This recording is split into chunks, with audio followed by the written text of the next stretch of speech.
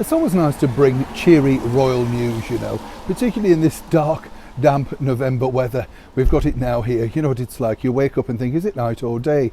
So when you do find some cheery news, it's always lovely to share it with you. So as ever, here is the latest news that matters to you. Hi, good morning, Neil. Sean here in the very heart of London. Thank you as ever for joining me today. It's lovely to see you. By the way, I think we struck a chord, didn't we, about those chairs in supermarkets and stores in general. I don't know about you, but I think in this current climate, particularly with people suffering from all kinds of things, long COVID, that sort of stuff, you would think there'd be a little bit more caring if people do need to have like a 5-minute sit down, gather your thoughts, that sort of stuff. There's absolutely nowhere is there to sit down. Clearly just want rid of you the minute that you've paid your money for their brand, as it were, their foods or whatever you're buying, And I don't know about you, I saw in a huge department store the other day, people were just collapsing in the furniture that they were selling, and this woman was saying, you're not allowed to sit in there. And I thought, well, you try getting them out, quite comfy seats, tried it myself. Back as ever to your breaking royal story of the day. This story centres upon a beautiful young lady, Katherine Jenkins, a wonderful operatic voice, soprano she claims to be. But what's nice about this is that she's always at those wonderful regal events that we enjoy so much, particularly Remembrance Sunday and of course, major royal events. She's sung in front of our late monarch, many times now, particular favourite with our brand new king, King Charles III, and now finally she's going to become a rather unique person. Let me explain.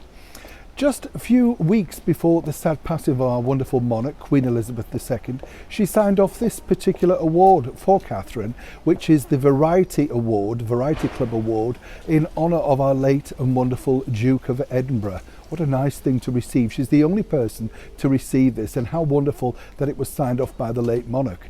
Not only that, and here's where it gets really interesting, I think, is that, as I say, she's going to be the recipient of that, and I believe that King Charles will be doing the honours on that particular day.